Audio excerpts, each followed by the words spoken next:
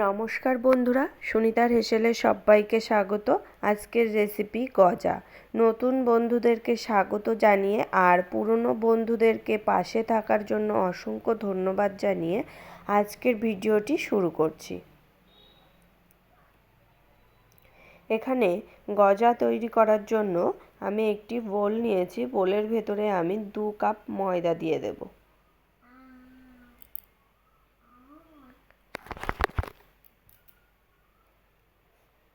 এর মধ্যে আমি হাফ চামচ বেকিং সোডা দেব।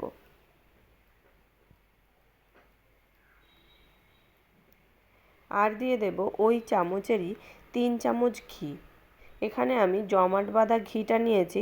আপনারা যদি লিকুইড ঘিটা ব্যবহার করেন তাহলে এর ডবল ঘি দেবেন।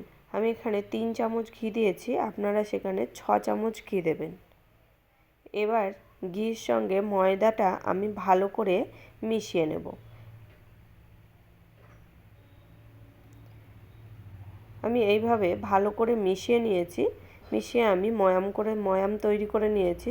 এইভাবে যখন ময়দাটা মুঠো করবেন একটা দলা পেকে যাবে আর হাত দিয়ে ভাঙলেই বালির মতো গুঁড়ো হয়ে যাবে। ততক্ষণ পর্যন্তই আমরা এটাকে ময়াম করে নেব। আমার এটা ভালো করে ময়াম করে নেওয়া হয়ে গেছে। এবার আমি অল্প অল্প জল দিয়ে, এখানে নর্মাল জল দিয়েই আমি ডোটা মাখবো। একটু শক্ত করেই ডোটা মাখতে হবে। এখানে দেখুন আমার ডোটা তৈরি করে নেওয়া হয়ে গেছে। এরকম শক্ত করেই ডোটা তৈরি করতে হবে। এবার আমি এটাকে কিচেন স্ল্যাবের উপরে নিয়ে নেব। নিয়ে এইভাবে আমি একটু রোল করে নেব।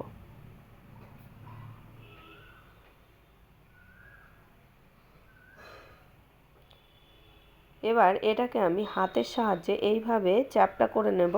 নিয়ে আমি একটা ছুরি দিয়ে মাঝখান থেকে কেটে এর উপরে অর্ধেকটা দিয়ে দেব। দিয়ে আমি আবারও এইভাবে হাতের সাহায্যে চেপে চেপে এইভাবে চ্যাপ্টা করে নেব। নিয়ে এটাকে আবারও এরকমভাবে কেটে এই প্রসেসেই আমি 7 থেকে 8 বার এইভাবে আমি এটাকে তৈরি করে নেব।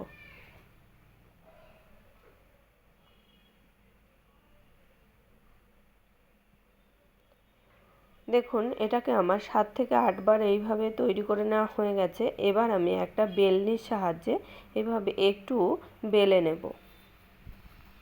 বেশি পাতলা করব না, এরকম মোটাই রাখবো। এটাকে আমি একটু বেলে নেব। নিয়ে এর চারি সাইড একটু চৌকো শেপ দিয়ে নেব।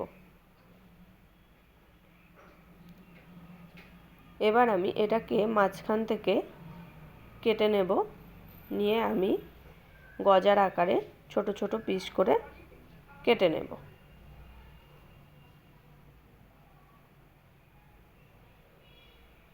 দেখুন এইভাবে আমি কেটে নেব। আর গজাটা আমাদের কতটা মোটা রয়েছে দেখেই বুঝতে পাচ্ছেন। এখানে আমার সবগুলোই কেটে নেওয়া হয়ে গেছে। এবার এগুলোকে আমি ভেজে নেব। তার জন্য কড়াইতে তেল বসিয়ে দিয়েছি। এবার গজাগুলোও দিয়ে দেব। এখানে একটা কথা বলি, তেলটা খুবই ধোয়া ওটা গরম হয়ে গেলে সেই অবস্থায় গজাগুলো কখনোই দেবেন না। তেলটা যখন হালকা গরম হবে তখনই গ্যাসের আঁচটা লো টু মিডিয়াম রেখেই গজাগুলো আমাদের ভাজতে হবে। আর একবারেই সবগুলো দেবেন না, অল্প অল্প করে ভাজতে হবে।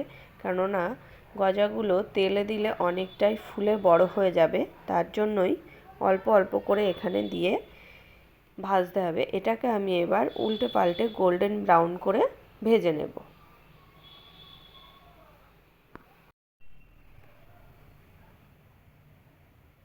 দেখুন আমাদের এখানে গোল্ডেন ব্রাউন করে ভেজে নেওয়া হয়ে গেছে। দেখুন গজাগুলোও কতটা ফুলে গেছে।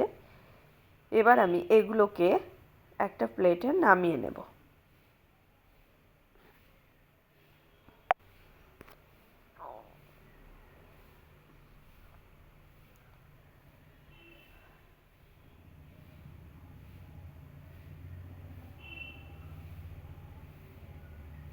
এগুলো আমি সব নামিয়ে নিয়েছি। এবার আমি ওই তেলের ভিতরেই বাকি যে গজাগুলো আছে সেগুলো দিয়েও আমি এরকম লাল করে ভেজে নেব।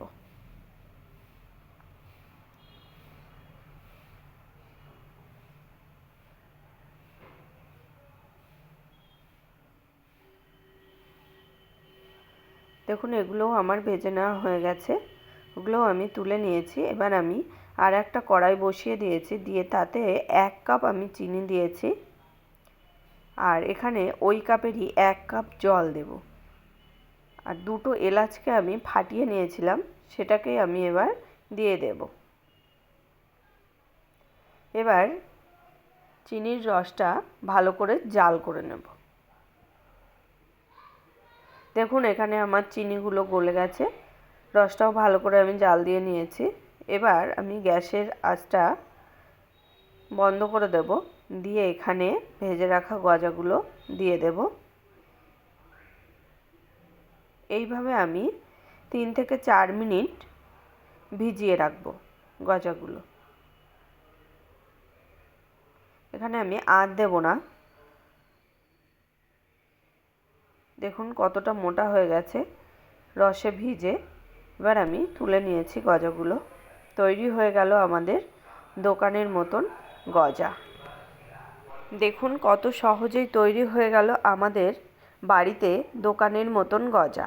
আমার এই গজার রেসিপিটি কেমন লাগলো অবশ্যই জানাবেন। যদি ভালো লেগে থাকে সাবস্ক্রাইব করে পাশে থাকবেন আর একটা লাইক করবেন। আজকের মতো এই পর্যন্তই। আবার দেখা হবে নতুন কোনো রেসিপি নিয়ে। ভালো থাকবেন, সুস্থ থাকবেন। ধন্যবাদ।